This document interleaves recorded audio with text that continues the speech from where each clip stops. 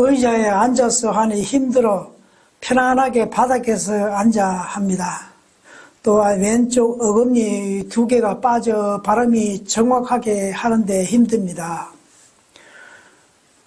마음 공부는 왜 하는가에 대하여 한마디로 표현하면 살면서 오는 고통을 줄이거나 없애는 겁니다.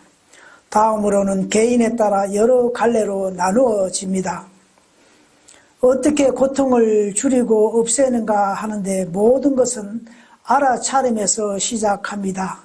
즉 자신에게 일어난 감정, 생각을, 느낌을 알아차려 흘러보내거나 지켜보면서 자신의 내면을 알아가는 겁니다.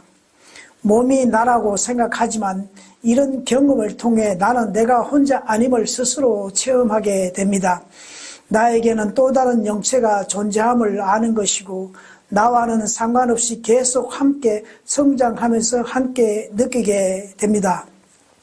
그래서 때로는 나와 합의도 하고 양보도 하고 때로 몸이 원하는 대로 해주기도 합니다. 가령 배가 고픔을 느끼면 밥을 먹어주듯이 영적 에너지는 늘 살아서 함께 공유합니다. 그것은 과거 삶에서나 전생의 삶 가운데서 체험한 에너지로 때론 수백 년 전생의 삶의 에너지가 이생에 나타나기도 합니다. 그것이 연기법이라 하며 모든 것은 연기로 말미암아 한 채 오차 없이 나에게 적용됩니다. 가령 어떤 생각이나 느끼는 감정도 우연이 아니라 내가 꼭 느끼게 할 때 연기법으로 나타난다고 합니다. 그래서 내가 느끼고 생각이 올라옴을 알아차리면 자신의 전생도 어느 정도 가름하게 되고 그에 대비하여 방지할 수도 있습니다.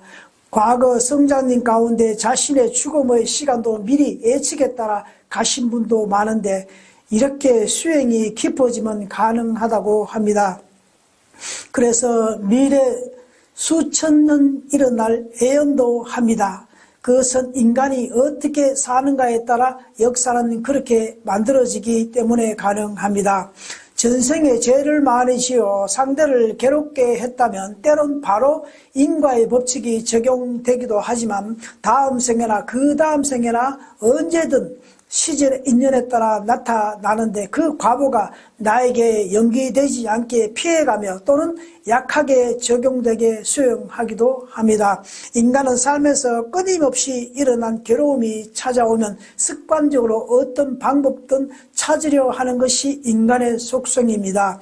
가만히 앉아서 괴로워하지 않습니다. 때론 혼자 있으면 외로워 짐승도 키우는데 외로움은 해결되어도 또한 짐승 때문에 집착이 일어납니다.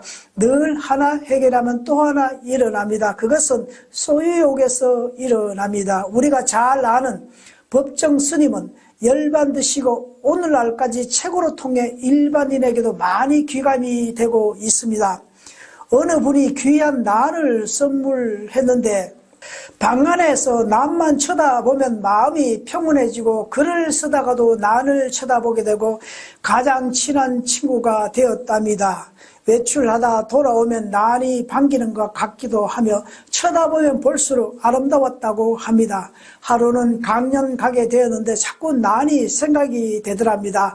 점점 난에게 집착이 더해가서 결국 가장 아끼는 난을 다른 이에게 주었다 하였습니다.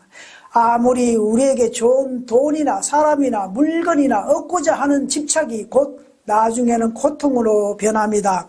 세상에는 무엇이든 고정되어 있지 않고 변하기 때문입니다. 짐승도 마찬가지입니다. 짐승 때문에 잠시 행복해질 수는 있지만 또한 짐승에 대한 애착이 일어납니다. 또 하나의 원인과 조건이 형성되어 또 다른 것이 일어나게 합니다. 그런 것들이 또 집착이 되고 또 집착이 고통으로 이어지기 때문입니다. 모든 것은 연기로 인하여 스스로 일어나기 때문입니다. 그래서 수행을 통해 자신을 알아가며 아는 만큼 대처할 수 있습니다. 욕망은 또 욕망과 집착으로 끊임없이 이어집니다. 마음 자체가 욕망으로 뭉쳐졌기 때문입니다. 욕망은 외부에서 아니라 내부에서 감정과 생각, 전생의 인연법에서 만들어집니다. 때로는 마음이 몸이 지배하기도 하며 몸이 마음을 지배하기도 합니다. 이것은 누구나의 정도는 차이는 있어도 끊임없이 일어납니다. 왜 올라오는지 분명 이유가 있는데 찾지 못할 뿐입니다. 내면을 살펴보면서 몸이 원하는 것이 자신을 알아가는 것입니다. 자신이 최고의 스승이란 말도 있습니다. 내가 지금 외로워하고 있구나. 뭔가를 외로움을 대신하고 싶은 생각이 일어남을 알아차립니다. 그러면 대신 다른 것을 채우지 않아도 넘어갑니다. 누구나 괴로움은 함께 합니다. 그 괴로움 자체를 알아차리는 겁니다. 학습이 되면 세상 어느 것도 어떤 걸로도 괴로움에서 해결 못함을 인식할 때 비로소 자신에게 느끼며 자신에게 집중하며 자신과 또 다른 나와 함께함을 알아차리며 내가 최고의 스승이며 친구이며 동반자임을 인식과 함께 점점 변화되고 성장되어 갑니다. 물질도 풍요롭고 행복하고 그 어느 하나 부족함이 없이 산다고 좋은 것만 아닙니다. 그것은 전생에 지은 선업을 지금 까먹고 있기에 교만과 게을러지기 때문에 선업을 지울 수 없어 다음 생에 고생해야 하기 때문입니다. 그래서 인생은 늘 선업과 악업이 오행과 같이 돌고 돌며 윤회하는 겁니다. 경전에 이런 말이 있습니다. 괴로움과 고통이 닥칠지라도 너무 걱정 말아라. 너의 마음은 깊은 근본에 도달할 것이다 했습니다. 괴로움과 고통이 한 발 한 발 나아가게 되고 자신을 성찰과 겸손을 알아차리면 괴로움이나 즐거움은 과거 있는 따라 나타나고 사라지므로 거기에 동요하지 않는다는 겁니다. 그것이 연기법입니다. 연기법은 내가 삶에서 만들어져 차후 조건과 원인이 형성될 때 나타나는 것입니다.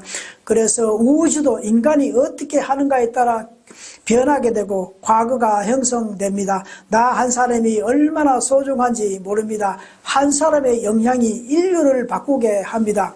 그것은 보이는 물체가 되기도 하지만 영적 에너지이기 때문입니다.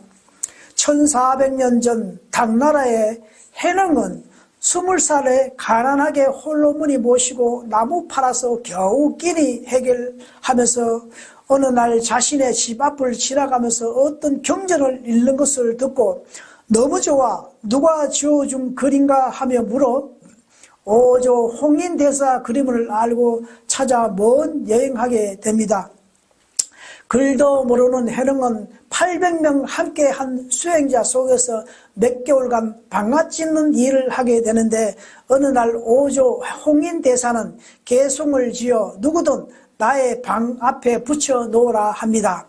그 글을 보고 다음 후계자 결정하는데 당시 신수 스님이 대부분 후계자로 생각하였던지라 그 누구도 신수 스님만큼 뛰어나지 않아 감히 글을 짓는 사람이 없었답니다.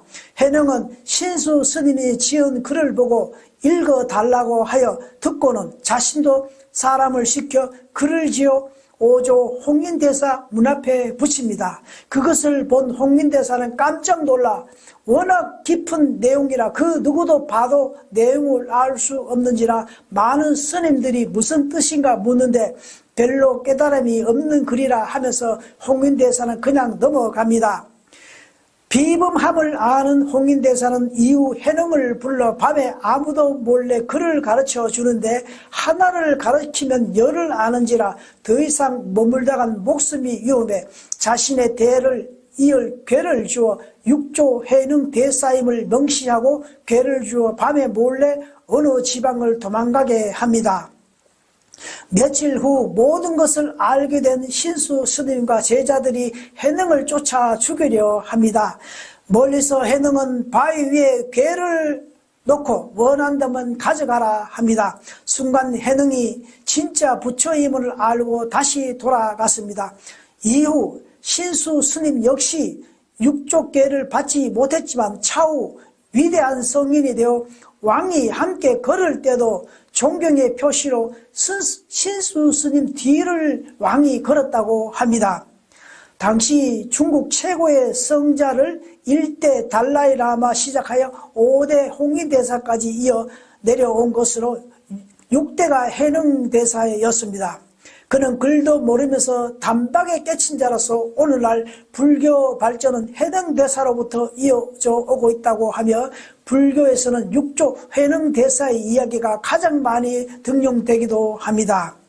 아주 가난하고 글도 모르는 시골 청년이 위대한 6조 해능대사로 되었을까 하는 겁니다. 이후 6조 해능대사의 일화는 많이 남았는데 그분 만나 짧은 법문 한마디 듣고자 몇 년을 걸려 찾아와도 첫 번째 질문에 원하는 답을 하지 못하면 만나지 못하고 또 몇 년 수행해서 다시 찾아오곤 했답니다. 그 중에서 한 가지만 해봅니다. 그 지역에서 유명한 스님이 해능대사 법문을 듣기 위해 오랫동안 걸어서 겨우 도착하여 문 밖에서 만나기를 청합니다. 해능대사는 너는 누구냐 질문합니다. 홍길동이라 합니다. 그럼 해능대사는 알았다 합니다. 그것으로 끝입니다. 문 열고 들어오느라 하기까지 들어가지 못합니다. 다시 고향으로 돌아가 2년 동안 너는 누구냐 질문에 답을 찾기 위해 수행합니다. 그리고 다시 가서 뵙기를 청합니다. 이번에도 역시 너는 누구냐 합니다.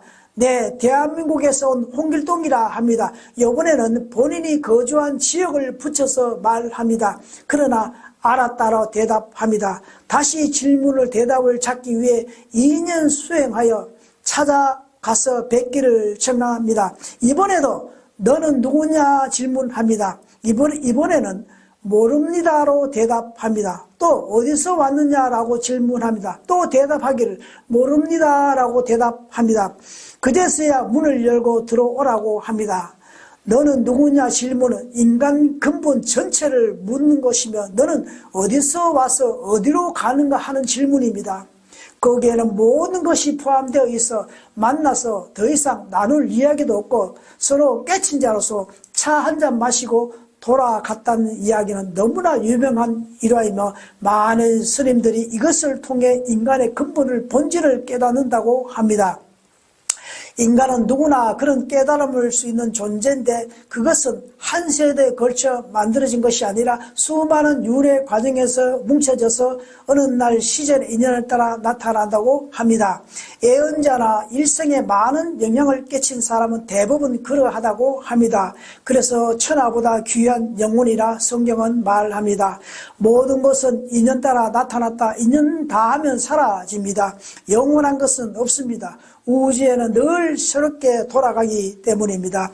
그것을 통해 인간은 깨달아가는 겁니다. 좋은 것만 존재한다면 인간은 거기에 매료되어 깨달을 수 없습니다. 항상 음양이 있듯이 즐거움과 괴로움은 늘 함께 존재합니다. 그래서 부처님은 좋은 것이나 나쁜 것이나 인연이 닿아도 거기에 집착 말라 하셨습니다. 인연이 닿으면 멸하고 집착만 남기 때문입니다. 만 가지 어떤 일이 일어나도 거기에 집착하면 그것이 당장은 아니지만 집착이 되고 또한 거기에 업이 발생되어 또한 고통이 형성되기 때문입니다. 오늘도 끝까지 함께해 주심을 감사합니다. 덕분입니다. 우리 모두 희망입니다.